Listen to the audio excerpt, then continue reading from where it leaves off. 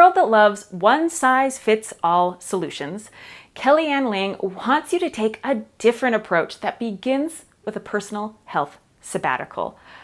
Kelly is an entrepreneur who is not afraid to change her life completely to try new things. After moving to Costa Rica in 2003 and experiencing different inner healing therapies such as yoga, acupuncture, and Reiki, she became passionate about sharing them with other women so that they too can love the lives they live. Offering a refreshing take on healthy living, I am pleased to welcome Kelly to the Leading Tomorrow Summit. Although my thyroid was functioning perfectly, it was growing at a rapid pace, and no one was sure why. I was 35 years old, and the doctor told me that I would have to chemically shut down my thyroid and go on artificial hormones, which also meant, due to a genetic heart valve issue, taking beta blockers for the rest of my life. When I walked out of the doctor's office that day into the waiting room, in probably too loud of a voice, I said, "F that." Intuitively, I knew there had to be a better way. 3 months later, I went back to have my thyroid checked again. The ultrasound showed it to be of perfectly normal size, and my doctor seemed confused. "But what did you do? How did you treat it?" she asked. Let me ask you a question. How often do you take the time to really pay attention to how your body is reacting to your daily life? Often, when you're feeling bad, what do? You have a headache, you take an aspirin. You feel tired, you drink some coffee. Your knees hurt, you blame it on getting older. You feel sad, you eat a bar of chocolate or a pint of ice cream, or both.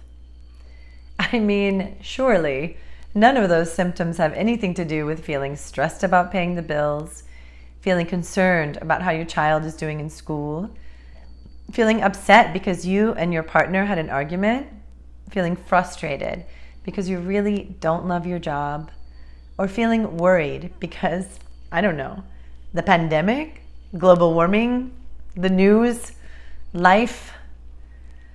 What do all of these scenarios have in common? Feelings, emotions.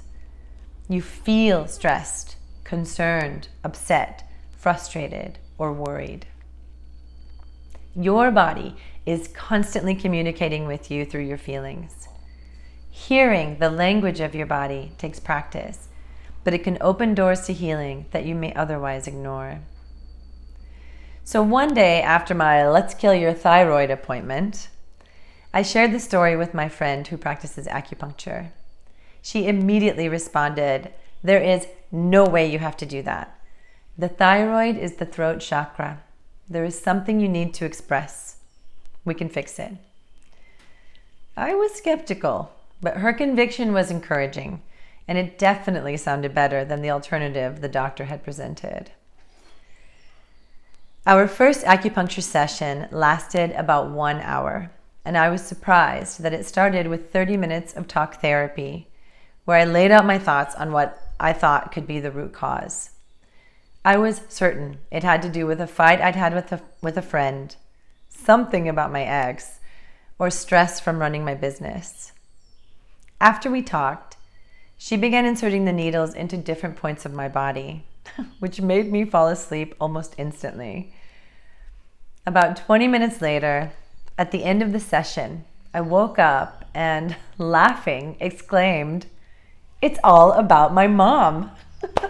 It was like a neon sign flashing brightly right in front of me. Now, I am not here to blame my mom, and I do not encourage you to blame yours. But it was clear that I needed to resolve the tension I had been experiencing with her over the previous months. My thyroid and this acupuncture session were my first direct experience of hearing the language of my body telling me that it was time for deep inner healing. So often, we can't hear it or we don't listen. It is truly astounding what we carry around without noticing the flashing neon signs. Now, I did not really understand what it meant to listen to my body until I started practicing yoga and meditation. Gradually, I became more sensitive to how my body responds to emotions and stress. Before that, without even knowing, I didn't have the time or space to notice these subtle changes. I was operating on autopilot, going through the motions of each day, and taking aspirin, drinking coffee, and eating chocolate. Lots of chocolate. While I didn't realize it at the time, I was gifting myself personal health sabbaticals every time I got on my mat to practice yoga or meditate. It was the same with my acupuncture treatments.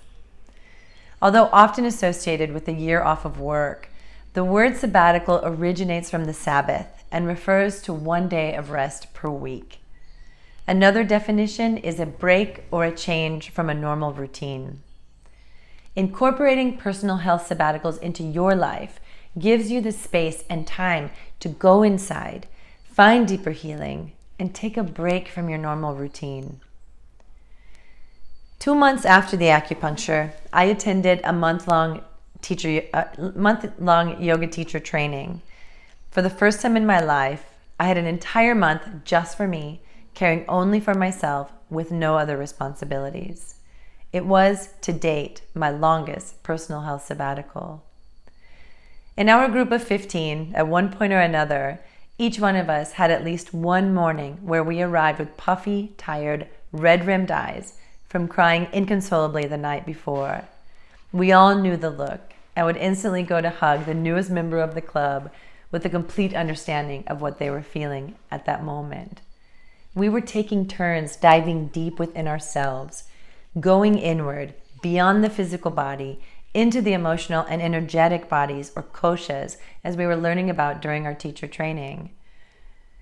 When it was my turn, it began with the feeling of my heart being completely and totally broken. It was nighttime, it was raining, and I laid down on the bed in the small room I had rented and cried hot, desperate tears for an hour. I was certain it had to do with my ex-boyfriend. But about 15 minutes and 10 Kleenexes in, I realized that it was about my beloved little dog, Rocco, that I had had to put to sleep just 2 weeks before leaving for the teacher training. His kidneys had been failing. It was the compassionate thing to do, and it absolutely and completely broke my heart that he was gone. I curled into the smallest ball possible and cried with such pain and grief until the hurt began to feel more bearable. Eventually, I reached a point where the tears stopped. I felt lighter, and I could send my gratitude to this precious being that shared his life with me for a brief moment. And that space, which had felt broken and full of pain, was now filled with love. My body was showing me what true inner healing is, and I finally understood experientially how powerful it can be. Now, I am single and child-free, and this does afford me more time to incorporate different healing therapies into my life. But I also know many beautiful mothers who work full-time and make time for their own practices. They too know firsthand the benefits of doing so. So what am I talking about here? Isn't this just self-care? Well, yes and no. A personal health sabbatical goes beyond the physical level to help you dig deep and learn how to truly love yourself, and in turn let go of emotions, memories, or traumas that are manifesting in your body and affecting your life and health.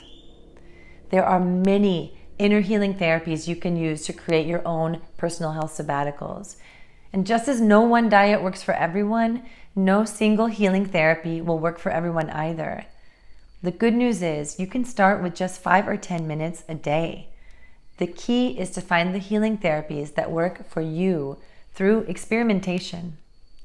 That could mean 5 minutes of meditation when you wake up in the morning. It could mean taking a yoga class or receiving acupuncture.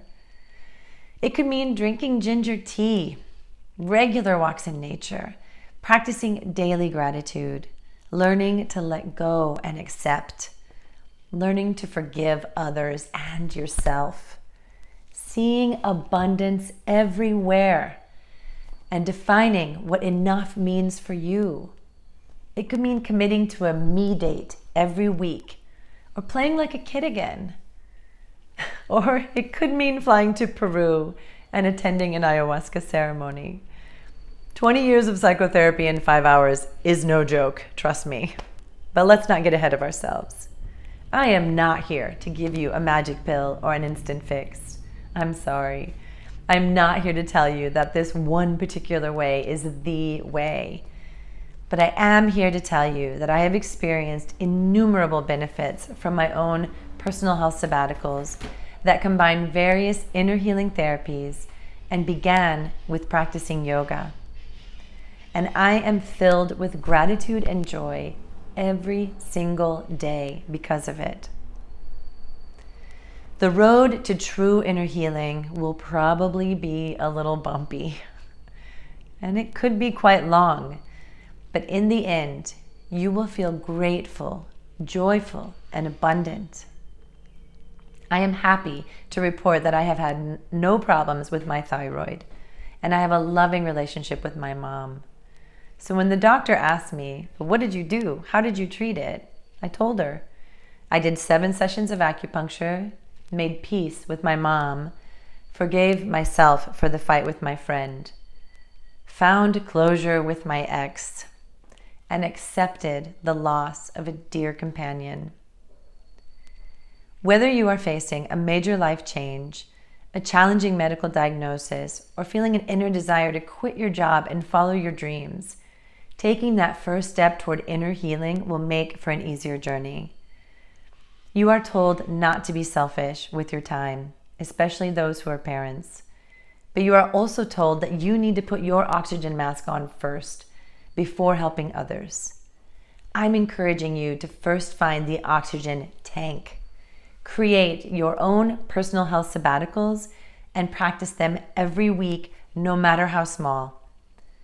I want to inspire you to find a community of like-minded souls that provide you with the support you need, remind you that you are not in this alone, and help you embrace the healing therapies that resonate with you to create the time and space to love the life you live. Be selfish with your time. Doing so will help you find joy, abundance, and fill the world with gratitude.